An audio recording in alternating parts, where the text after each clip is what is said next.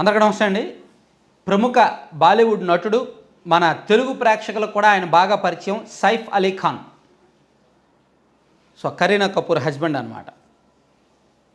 So ఆయన వాళ్ళ ఇంట్లో రాత్రి 2:30 అర్ధరాత్రి 2:30 ఆ టైంలో అతని దాడికి గురయ్యాడు. కత్తిపోట్లతో దాడికి గురయ్యారు.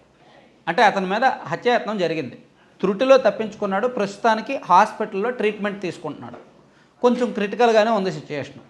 సో దీని మీద రకరకాల మిస్టరీ అనమాట. అసలు ఏం జరిగింది, అసలు సైఫ్ అలీ ఖాన్ని ఇంతగా టార్గెట్ చేయాల్సిన అవసరం ఎవరికి వచ్చింది, ఎందుకు టార్గెట్ చేశారు, సో అతనికి ఎవరు శత్రువులు ఉన్నారు, అతనికి సినిమా పరంగా అతను తీసిన కథాపరంగా లేదంటే పర్సనల్గా వ్యక్తిగతంగా ఏమైనా శత్రుత్వాలు ఉన్నాయా, లేదా ఆస్తిపరమైన లావాదేవీలు ఉన్నాయా, లేదంటే కుటుంబంలోనే విభేదాలు ఉన్నాయా, ఇలా రకరకాలుగా ఆరాలు జరుగుతున్నాయి.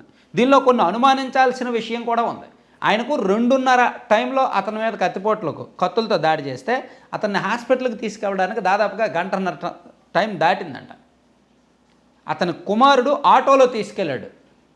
చూసారా, ఇక్కడ కోట్ల అధిపతి, దేశవ్యాప్తంగా అందరికీ తెలిసిన నటుడు, అగ్రనటుడు, గత 20 ఏళ్ళ నుంచి కూడా సినిమాలు చేస్తున్నాడు. అతని భార్య కూడా ఒక స్టార్ హీరోయిన్. అతను ఆటోలో వెళ్ళాల్సి వచ్చింది హాస్పిటల్కి.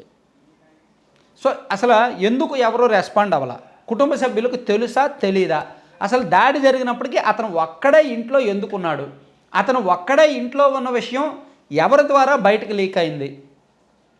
సో ఇదంతా కూడా పూర్తి స్థాయిలో మొత్తం అతని మీద నిఘా పెట్టి, అతని కదలికలను నిఘా పెట్టి, ఇంట్లో అతను ఒంటరిగా ఉన్నాడు అని తెలుసుకున్న తర్వాతనే వెళ్ళి అటాక్ చేశారు. సో అలా చెప్పడానికి ఇంటి గుట్టు ఎవరు బయటకు లీక్ చేస్తారు. ప్లస్ పైగా అతని ఇంట్లోకి వెళ్ళాలంటే విపరీతమైన కట్టుదిట్టమైన భద్రత ఉంటుంది. ఆ భద్రత మొత్తం ఛేదించుకొని చాలా సునాయాసంగా లోపలికి వెళ్ళారంట. సో అందుకే దీని మీద అనేక అనుమానాలు వ్యక్తమవుతున్నాయి.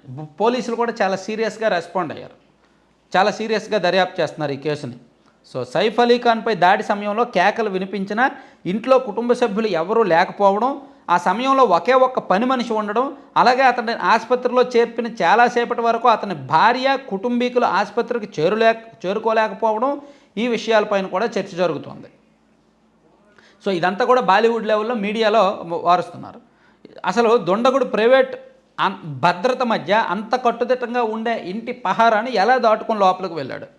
కత్తితో హీరోపై దాడి చేశాడు, తిరిగి చుట్టంలాగానే చాలా సేఫ్గా వెళ్ళిపోయాడు. ఒక ప్రముఖ హీరోని కత్తితో దాడి చేసి అంత సాఫీగా చాలా సేఫ్గా ఆయన బయటకు వెళ్ళిపోయాడు. సో ఇతను అపార్ట్మెంట్లో 12వ అంతస్తులో ఉన్నాడు. ఒక గేటెడ్ కమ్యూనిటీ, ఒక అన్ని రకాల ఫెసిలిటీస్, కట్టుదిట్టమైన భద్రత ఉన్న అపార్ట్మెంట్లో అతను 12వ ఫ్లోర్లో ఉన్నాడు.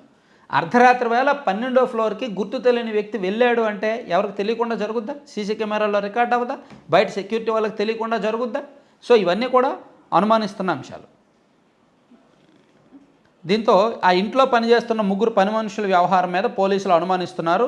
సో ఓవరాల్గా అతని కాల్ రికార్డ్స్, అతని కుటుంబ సభ్యులు అసలు కదలకలేంటి వాళ్ళ కాల్ రికార్డ్స్, అలాగే సీసీటీవీ ఫుటేజ్లు, అక్కడ నైట్ వాచ్మెన్, అక్కడ సెక్యూరిటీ సిబ్బంది, ప్రైవేటు భద్రతా సిబ్బంది, వీళ్ళందరి మీద కూడా చెప్తున్నారనమాట. సో సైఫ్ అలీ ఖాన్పై జరిగిన దాడిలో 6 కత్తిపోట్లు పడగా అందులో ఒకటి వెన్నెముక పక్కనే ప్రమాదకరమైన కత్తిపోటు కూడా ఉందని వైద్యులు చెప్తున్నారంట. 2 కత్తిపోట్లు చాలా లోతుగా ఉన్నాయంట. సో అలాగే ఒకచోట ఇనుప ముక్క గుర్తించి సర్జరీ ద్వారా తొలగించారు. సో ఇదంతా కూడా అతను కోలుకోవడానికి కొన్ని నెలల సమయం పట్టే అవకాశం ఉంది అని పోలీసులు చెప్తున్నారు. సో దీన్ని కొంచెం చాలా సీరియస్గానే దర్యాప్తు చేస్తున్నారు పోలీసులు.